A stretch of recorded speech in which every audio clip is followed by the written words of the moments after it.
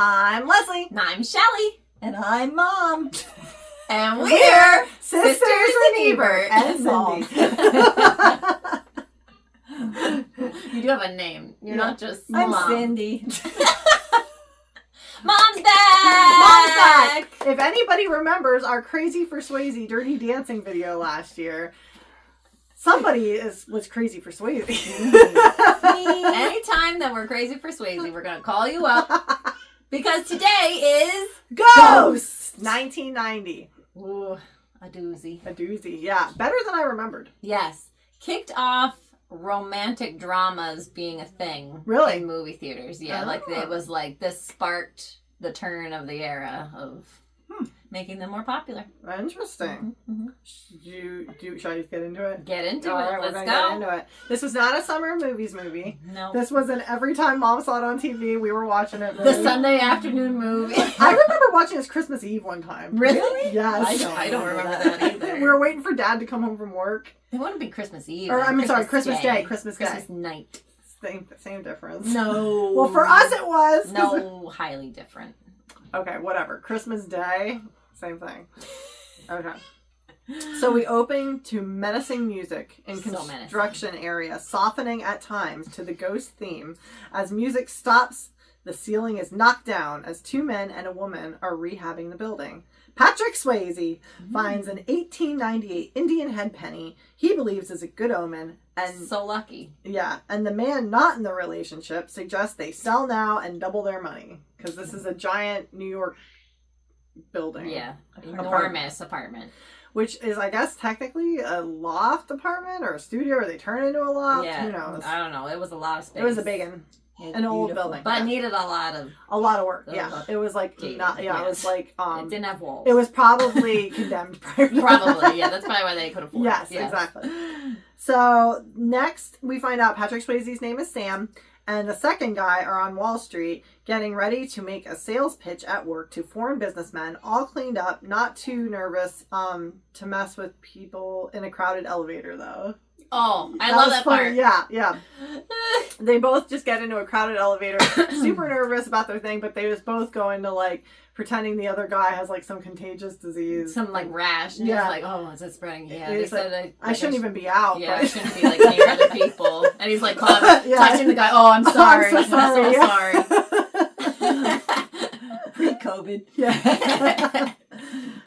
The Kobayashi people, it's always a Kobayashi because it counts. They're a big deal. Yeah. Are early for Sam, and Carl is the other guy. We finally get his name. Carl. That's always the weasel. Yeah, that's true. Carl. No, crazy Carl. Crazy Carl. Yeah, but the cop Carl in... Cop Carl in Family Matters, he's a good Carl. And in... Bruce Willis. Die Hard. But He's not named Carl. I just called him Carl. We call him Carl because that's how we know him. His name's Al in that one, right? Okay, yes. Yeah. Sure. No. We just called him Carl because he was typecast as a cop Carl. Okay. So, yeah. Okay. Carl must transfer a large sum to Albany by 10 a.m. because this is back in the day, like, where you're physically making phone calls and transferring and manually entering amounts of money. To Albany by 10 a.m. So Sam gives him the MAC code, which that was a throwback to another era too. I still write MAC in my checkbook when I take it. I remember that. I remember you going to the MAC machine. Just that you're recording it in your checkbook is beating you enough. Yeah, it's true. I like to know. What does it stand for? Money access code, right?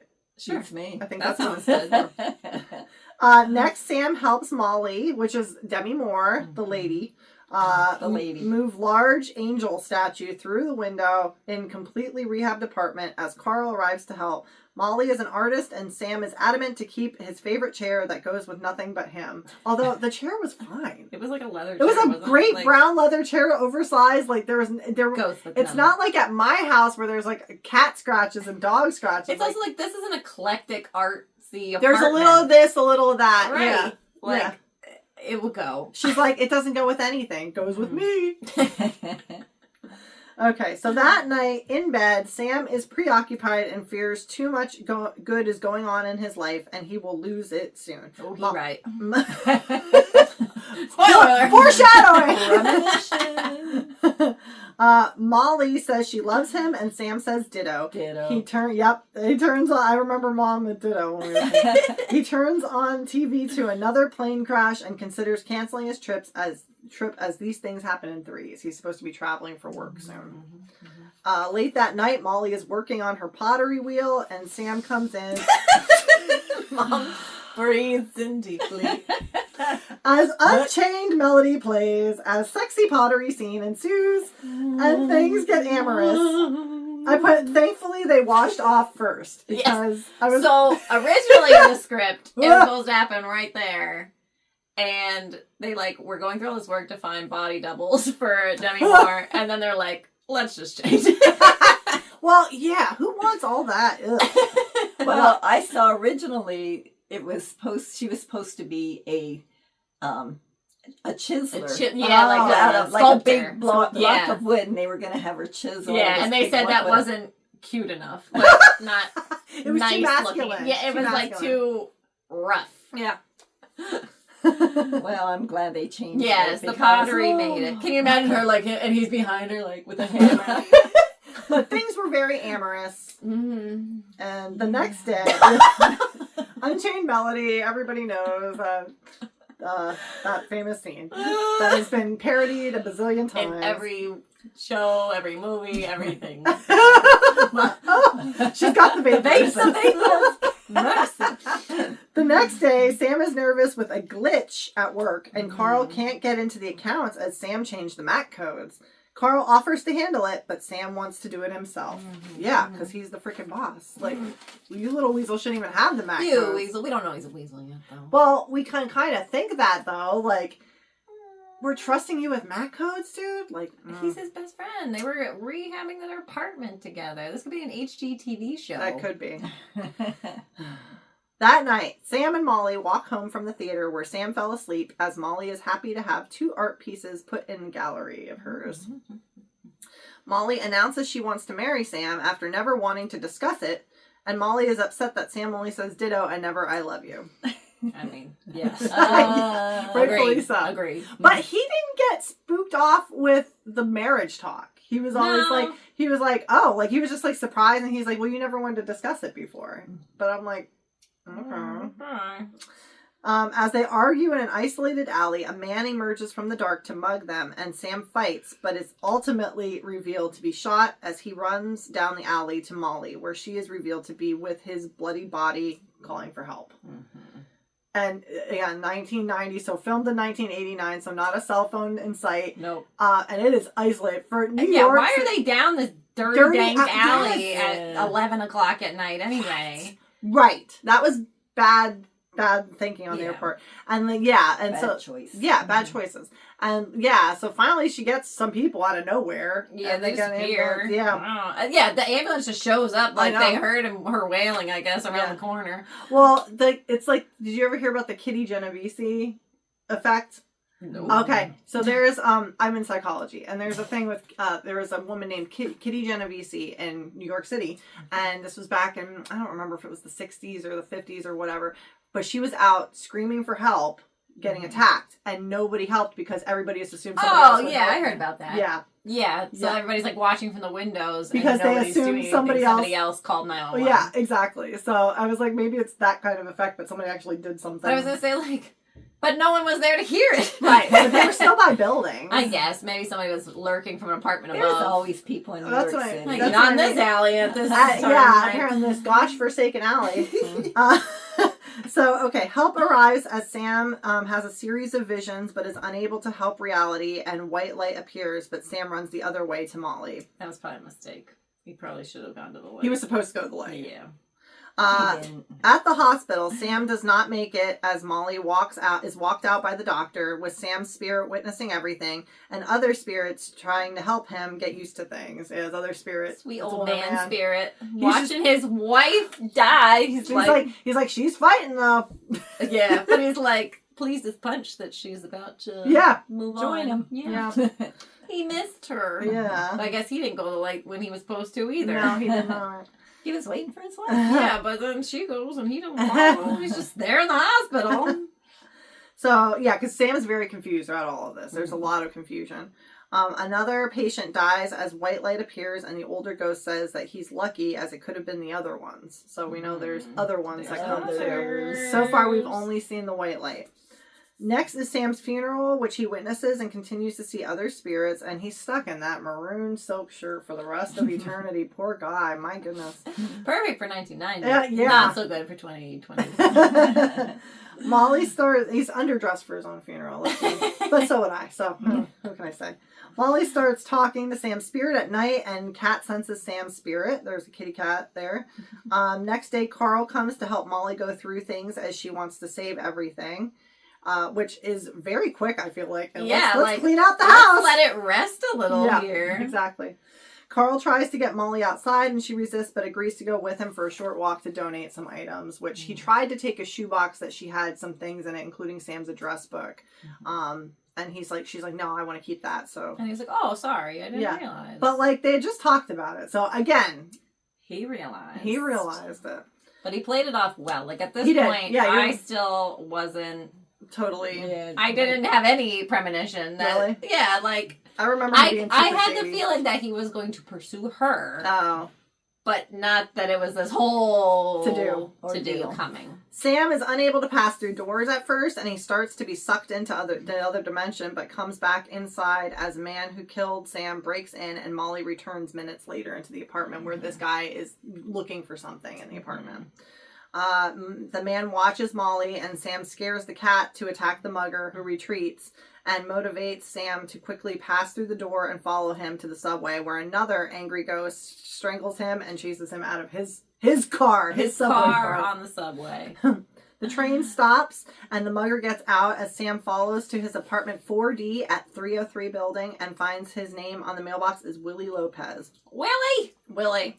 Willie calls and says he couldn't get it as the girl came back, but he will get it in a few days as Sam asks what it is in vain. Because obviously Willie can't hear. What is it? What's it? What's it? Walking around, Sam comes across a spiritual advisor storefront and watches Oda Mae scam patrons. And Oda Mae is played by Whoopi Goldberg. Oda Mae Brown. Oda Mae Brown. Sam laughs at the scam and mocks it, but Oda Mae hears him and is bothered as unable to see him. Yeah, she's like, wait a minute. Yeah, who said that? Because she did a great she did a great job. She was amazing. Did she win any awards for this? Yes. She should. Best supporting actress. Okay, good, because she deserved it. Because it's funny because she knows she's scamming them. He knows she's scamming them, and So originally she was supposed to be legitimate. Like a legitimate psychic, and they changed it because they thought it'd be funnier her not to be it was a relief that they added in. Yeah. And they were right. That was definitely the way to go. At least she didn't tell him his bike was in the basement of the Alamo. It's just a wound we don't want to open. That was a deep cut there. Okay. So, Oda Mae is chased around by fear and says Sam's name because he's a man's that she say my name, Sam. What's your name? Sam. And when he realizes that she hears him, Oda swears she didn't have the gift, but now that she does, she doesn't want the gift. It's like her mom had the gift, her grandma had the gift, she didn't want the gift. She got it. Sam asks Oda's help and won't leave her until she helps by calling Molly to warn her of coming danger because the guy said he was coming back. Baby, you in danger. Yeah, exactly. And I'm Henry VIII, I am. He should have sung She's Like the Wind and stuff. Oh, yes. That's some deep cut Swayze there. Okay, so Oda calls and Molly hangs up feeling that it's a scam. Obviously, she just lost her, paramour. Paramour. Well, I'm like, he wasn't a fiance. He wasn't, but her she's a little too old for it to be a boyfriend. I guess. Yeah. Okay. Her man friend. Her man friend, yeah. And Sam tells her to go in person. Oda refuses, and Sam sings Henry VIII until she complies. Oda goes the next, and this is all night long. Yeah, in the middle of the night, and she's just there like. Oda goes the next day and tries to bail before Molly answers, but Sam starts singing again, and Molly answers again, hangs up, and doesn't believe her. Oda yells details of their relationship to Molly that is being fed to her by Sam outside, and Molly finally comes down. Molly and Oda go to a cafe, and Oda says that he kept her up singing Henry VIII, and Molly says that's how he got her to go out with him. Molly again becomes skeptical though and tries to leave until Oda says ditto from Sam. Sam says he loves you. Sam wouldn't say that. Ditto. He says ditto. And then she turned around. Yeah. That's, like, she's giving you all this stuff and you're still skeptical. Yeah, like she's like, well, you wore this shirt on this trip. You did this. Like very oddly specific things, not just generic things. And there's no Google. Like there's no Facebook. You could look up pictures or something to get these things. Exactly. Didn't they slide the penny under the... Not yet. Oh, we'll get there. Spoilers! No, I'm kidding. Molly takes Oda home and sees a picture of Sam, who she says is cute. White, but cute. It's cute. Oda won't let Sam swear at her, and Oda is to tell Molly word for word to warn her about what Sam's message is. Oda tells Molly that Sam knows who killed him at 303 Prospect Place, 4D, Willie Lopez, and then Oda worries as that's her neighborhood. She's like, that's my neighborhood. Mm-hmm. Like, Prospect Place, that's my neighborhood. Sam also has Oda warn that it was a setup and someone else is involved. Willie was in the apartment with Sam's key and is coming back. Molly tells Carl that night, who is incredulous and believes Molly's acting nuts, and Molly wants to go to the police, and Carl says that the lady might be using Molly to set someone up that she was mad at, like an old boyfriend or something. That night, Sam follows Carl, who goes right to Willie's place and immediately is recognized by Willie and asks who he's been talking to and says to get rid of the lady, and Carl needs to figure out the codes to transfer money to drug dealers and himself and needs Sam's address book. Carl gets Sam's key from Willie and will get the book himself, and Molly goes to the police, who are incredulous and blow her off as Carl is in the apartment getting the address book. However, if Sam's anything like me, he didn't write this crap down yet. He didn't have that time to write that down yet. That's sitting in a Post-it in his desk drawer. He forgot all about it. So this might be in vain. We never find out. But, That's true. But he had just changed those codes. These are not the existing codes. So like these they're are not fresh in his mind. These are not the long-standing address book codes. So I was just like, I don't know, buddy. Cops can't find a record on Willie Lopez, but they do find a record for Oda Mae back to 1967. A rap sheet as long as, a receipt. A CVS. A CVS receipt. Molly says no, Oda is for real, but the cops don't believe. And the next day, Carl has the correct codes from the address book somehow. They were there. And begins to transfer money to 12 accounts per this dealer's instructions. Sam is there watching, and Molly breaks the jar with the Indian head nickel, which now she has to clean up all that glass. I get grief is a strong thing, but that would make me more grief, I think. Yeah. Sam is with Molly, and Carl comes to see her as Sam calls him a murderer. Molly comforts stressed Carl, who spills his coffee on his shirt. My pants are changing. That's all I can think of too, The Simpsons. With Jimbo, hey, my shirt's chafing me. You mind if I take it off? He's like, she turns away for a second. He's like, yeah. whoops. Oh. And he's now shirtless. Molly tells Carl about the police and Oda Mae, and he comforts her as Molly feels confusion. Yeah, you just lost your spouse, essentially, like a week before.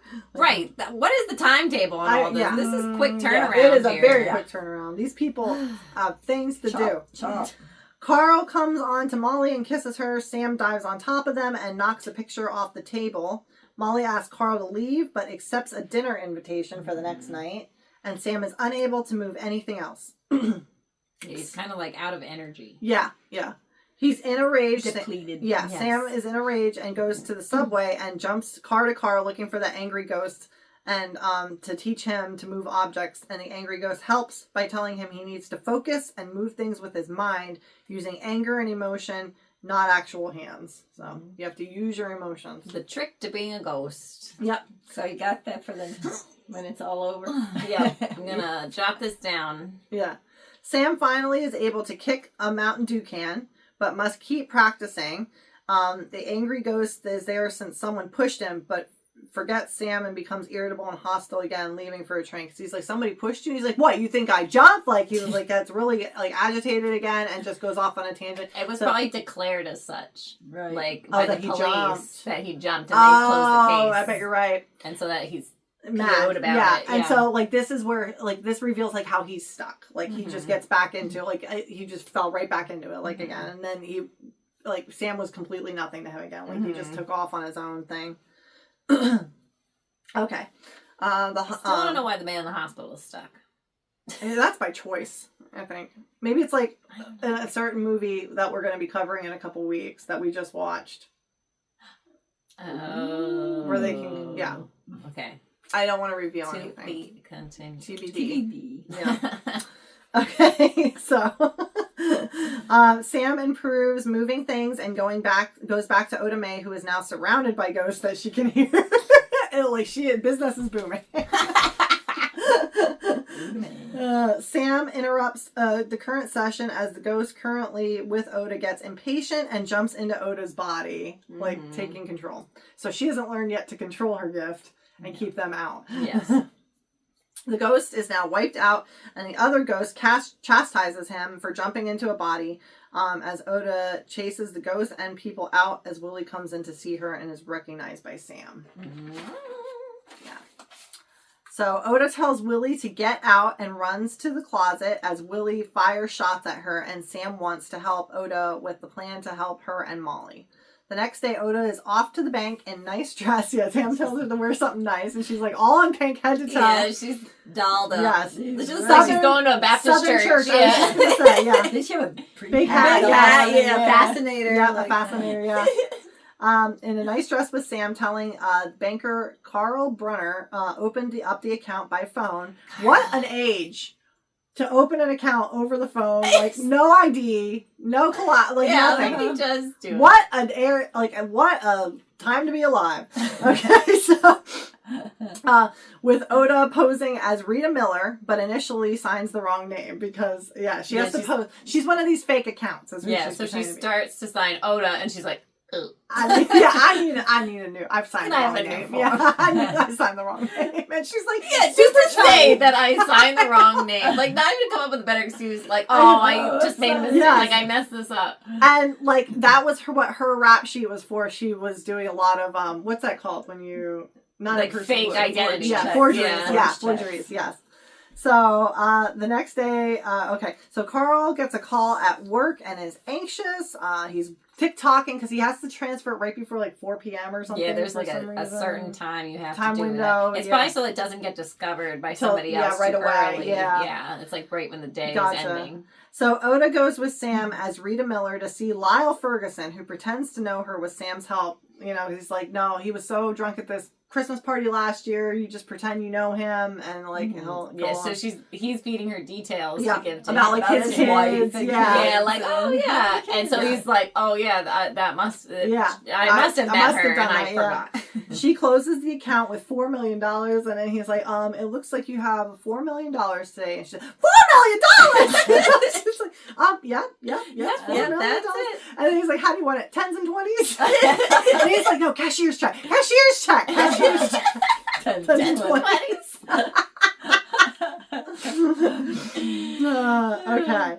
So Carl nervously looks at the clock as time draws closer to 4 p.m. Oda signs the account closure as Molly walks in and talks to Lyle after seeing Oda. Like their cover's blown. Yes. Molly knows Oda, and Oda's posing to be somebody else. And then Carl quickly transfers the money unsuccessfully as Rita's account has been closed. Just in the nick of time. It worked. Yes. Sam has Oda endorse the check after daydream about what to do with the money. And she's like, no, somebody could sell. What if I drop it? Somebody could cash it. He's like, endorse the check. And then he donates it to these nuns as it is blood money that he was killed for. And so Oda won't be tracked down. And the nun faints after Oda seemingly talks to herself. It's either the director or the writer. Their mom played the nun. Yeah, that passed out. But she's like talking to herself seemingly to these nuns, like, I will! And they're like, oh, this is a little strange. But and then she's like, bless you, child. And she walks away, and then she looks at the amount she's paying. Because they probably thought it was like, just a couple bucks. Yeah. $20, $50, whatever. Sam watches Carl search for the missing money and taunts him about them coming for him. And Willie uses the computer to taunt him, typing murderer, and then Sam. I love that part. Yeah, so freaked out. And it's like the old DOS system, so it's just like green and black. Okay. So Carl goes to Molly and asks her about what it was like when Sam was supposedly talking to her. And Molly brings up Oda Mae being at the bank that day and says that her name is actually Rita Miller, making Carl sick to his stomach. Because that's what she thinks, that Oda Mae was the scam name. Yeah. And doesn't put two and two together that Rita's the scam name. And Carl's just like, oh. Carl is punched by Sam's ghost several times. And Carl says to the heir that he will cut Molly's throat that night if the money's not back by 11 p.m. Carl and Willie go to Oda Mae's place right after Sam warns Oda and her sisters to leave.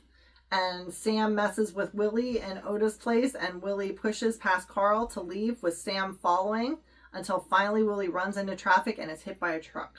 Ooh, yeah. The end. The end for Willie. Willie's ghost. Bye-bye, Willie. Willie's ghost goes to his body, and Sam tells him that he's dead as demons come and take him to heck. That was the first time I freaky. saw that. I got the chills. That noise that Yeah. they make, they had a baby crying and slowed it down. So it's like, Oh. that's even freakier somehow. Yeah. And it's these shadowy things. Yeah. It's just really... Ooh. It was top 90 CGI. Oh my gosh, it was fabulous. It Yes. was. Sam and Oda go to Molly, who threatens to call the police, and Sam has Oda tell Molly again details about what she's wearing and uses the penny to show his presence for luck. So, again, he's able to push the penny Slide the up penny the door. under the door. And Molly opens the door for Oda, who warns her about Carl coming, and Molly calls the police about Carl. Oda further shows Sam's presence to Molly, and Sam wishes that he could touch Molly one more time. It gets a little weird here. It's so weird. Yeah, that part was... Oda offers Sam to use her to touch Molly again. Which I'm thankful they showed Patrick Swayze and Whoopi Goldberg. Yes. Well, I guess, in the initial screenings, there was a few more takes of, Whoopi, and everybody was giggling, and they were like, oh, I don't think this is the effect, but, so then they considered cutting the whole scene, and then they were like, well, no, we can. they decided, this is gonna take you on a ride. You're gonna laugh, you're gonna cry, you're gonna be scared. Yeah. Let's have it all. Yeah. So they left it. Nice. So Sam takes her up on it as Unchained Melody again reprises, and they embrace, but are interrupted as Carl bangs on the door. Oh, Freaking Carl. Crazy Carl. Carl shoots the lock to get in, and Molly and Oda go down the fire escape as Carl chases. All doors are locked, and so they go upstairs instead, but Carl grabs Oda's leg, and all three tussle as Carl demands the check, which he thinks Oda still has. Mm-hmm. Sam attacks Carl, and Carl holds the gun to Molly's head. Sam gets the gun from Carl's hand and further attacks him, but as Carl throws large hook at Sam, it swings back, breaking glass window through his stomach and killing Carl as the demons come and take his spirit to Ooh, him. that part was gross. Yeah, it was really gross. Because he was kind of half hanging out the window. Yeah, and like came down The fire escape. It was a very good way to... It was, Off yeah, somebody, but, yeah. It was a good way for him to go, especially. Yeah, Little make weasel. him suffer. Yeah, a little weasel. Okay, so Sam checks on Oda and Molly, with Molly now able to hear him and see him as the white light comes for Sam. He avenged his name. Yes, and he finished his unfinished business. Molly fully believes now, and Sam kisses her goodbye to instrumental Unchained Melody. Oda tells Sam they're waiting for him, as Sam says that he'll miss Oda and her mother would be proud, because she wanted her to have the gift. Sam tells Molly he loves her and always has, to which she replies, Ditto. And Sam goes into the light, telling Molly it's amazing as you take the love that's inside with you, and walks away to white figure outlines saying goodbye to Molly. That last line gives me chills. Yeah. It's like, all the love you have here, you get to take it with you. Yeah. And I just got, I got it right now. I know. They took months to write that line. They were like, we need to end this well. Strong, and they couldn't decide how to do it. It's a tough wrap up. Yeah. Mhm. Yeah. I feel like this is perfect movie. It's got something for everybody. It does. It's a thriller, but it's also romantic. It does. comedy. I always chalked it up to a hack rom-com. Yeah, but I didn't I didn't remember tons of it. Yeah. I remember bits and Bits and pieces. pieces, Yeah. I loved it. Me too. Yeah. I really enjoyed a really it. good movie. Yeah, even my husband watched it like parts of it with me before he had to like go like deal with children and stuff. And he's like, oh my gosh, this is pretty good. I'm like, yeah, it is. It was great. And that the pottery scene. That's an epic, man. It really is. That made you truly crazy for Swayze. Yes, that was the first time, because there's like one point where like he's like behind her, and then like you can just see it in his eyes. He's like, he just realizes how much he loves her and appreciates her. They did have like just a connection. Yeah, that they had good chemistry together. They did. But I read that they said it was very awkward. They were like teenagers. They said it was like so weird, and they had to do so many takes and stuff. Right. And then they said about their hands were cleaned at the end whenever they had the finished it off. And they asked the director about that, and he said, "Well, I figured they took some time between to clean up." Yeah, absolutely. Do you want an infection? Right. No. Patrick Swayze said like that was the most romantic scene he's ever filmed, like his whole career. Like that was like it's known as one of the most romantic scenes. I believe it. Yeah. Everybody recognizes it. Like, you can show somebody that scene that, that's from Ghost. Even if they haven't seen it, like, they know. And when you hear Unchained Melody, you figure that right away. Right, yeah. I love that song. And it's funny, the guy that sang Unchained Melody, the one of the Righteous Brothers, he also sang one of the songs in Dirty Dancing, the theme song of Dirty Dancing. Like The Time of Your Life? No. The opening credits one. Yeah, what was that? Be My Baby? No, that's the opening. I don't know. I forget what it was. I'm like, that's a lady. One of them. You're right. I don't Say it again. Now. All right. Knock it off, girls. So, Mom, did you see this in the theater, or did you see it? Probably not. You had children. No. I saw it. You were probably late to the party. I saw it at home. And I don't think Dad watched it with me. And it was like... Was it a home box weekend? It must have been. Maybe he was working and like we went to bed and... Probably. Yeah. But you're like, I'll check this out. It was... Did Dad ever end up watching it? We just watched it a couple weeks ago, maybe 2 weeks ago, like the end, like from the middle on. And whenever, at the end, whenever Demi Moore says ditto, he's there. Why did she say that? You missed the beginning. There's a whole thing with so maybe he never saw the whole thing. Yeah, he probably never saw it all. He did, but he seemed to enjoy it because he was watching the ball game, but he kept going back on commercial breaks. He's a flipper. He is a flipper. So originally, they weren't sure about who was going to play Oda Mae Brown, and Patrick Swayze pushed for Whoopi Goldberg. Really? He really wanted Whoopi Goldberg, so he's the reason she got the part. That's great. Yeah. Did he know her, or like? I don't know. I think maybe they had worked on something. I don't know exactly how, but he was like, she'll be perfect for this. So. And Bruce Willis turned down the part of. Oh, he'll get to play a ghost later. And when Demi Moore auditioned, she had like long flowing hair. And then she showed up after she got the part, and she had chopped it all off. And they were like, excuse me. Yeah, they were like, and that's what they said. Like, they got her on camera, and they were like, okay, this really works. Really? Yeah. I hated her hair. I hated it too. But I thought she looked beautiful with short hair. I just think that's style. I don't love that style in general. But for the time, I bet it was did edgy. Bruce Willis turn it down because it was with Demi Moore?